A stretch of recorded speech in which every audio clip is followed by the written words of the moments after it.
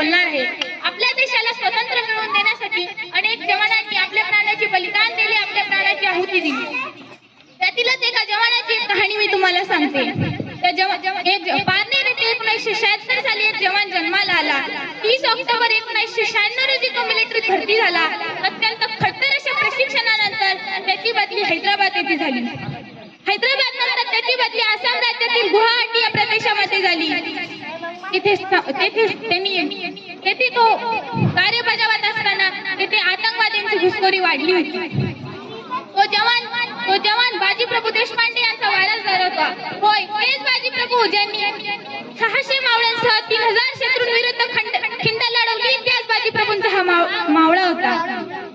त्या प्रदेशामध्ये घुसखोरी वाढली होती। तो दिवस होता 21 नोव्हेंबर 2000।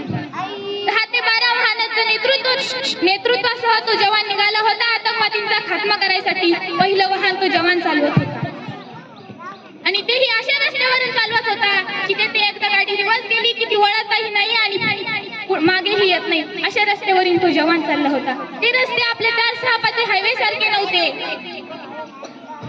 इतक्यात अतिरेकी समोर आले।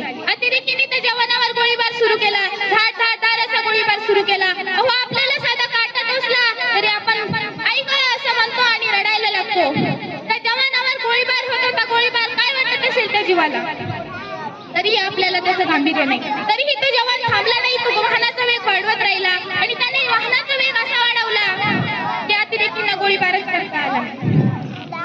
अतिरेकी घाबरले, अतिरेकी पळाले। तो जवान रक्त आलेल्या अवस्थेत खाली पडला होता। सैन्य त्या भोवती जाऊन त्याला सावरत होतं।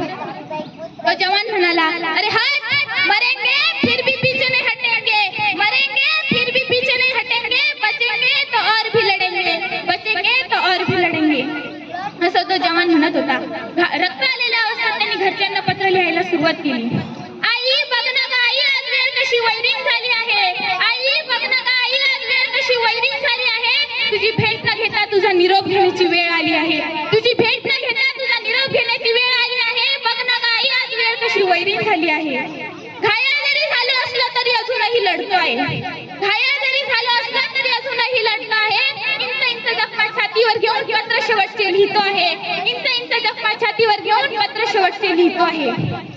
तुम्हाला प्रश्न पडला असेल, हा देशभक्त हा जवान कोण होता? तर त्या जवानाचे नाव होते बाबासाहेब सखाराम कावरे। कदाचित या नावापासून तुम्ही अपरिचित असाल, पण तो जवानही आपल्याच महाराष्ट्रातला होता।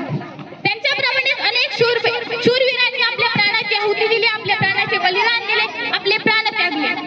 आपले भारतीय जवान आपल्यासाठी, आपल्या सर्वांच्या रक्षणासाठी आपले प्राण त्यागत आहे। पण आपले मात्र परीक्षेत नापास झालं, केली आत्महत्या। कर्जफेड झालं नाही, केली आत्महत्या। त्याने तिने धोका दिला, केली आत्महत्या। लोकांची भांडणं झाली, केली आत्महत्या। अशा प्रकारे आजचे जवान आपले प्राण त्यागत आहे।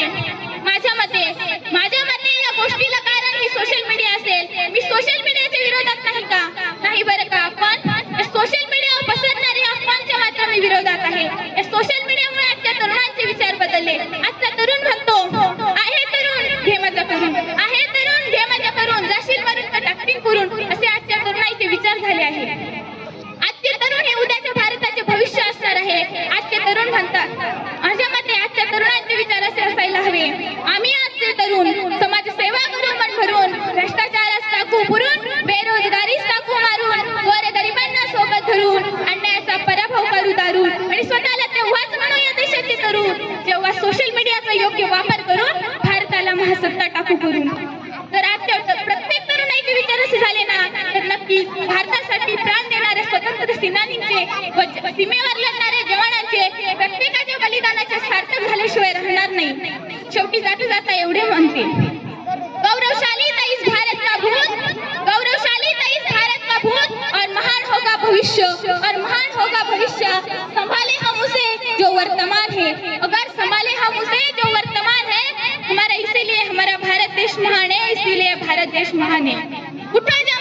उठो जवान, ये वसुंधरा पुकारती, ये देश पुकारता पुकारती माँ भारती, ये देश पुकारता पुकारती माँ भारती। गंगा की कसम, यमुना की कसम, ये ताना बाना बदलेगा, दावे की रवानी बदलेगी, जोश में अगर होश होगा तो जालिम का जमाना बदलेगा। कुछ तुम बदलो कुछ हम बदले, कुछ तुम बदलो कुछ हम बदले, आओ मिलकर भारत का भारत. धन्यवाद.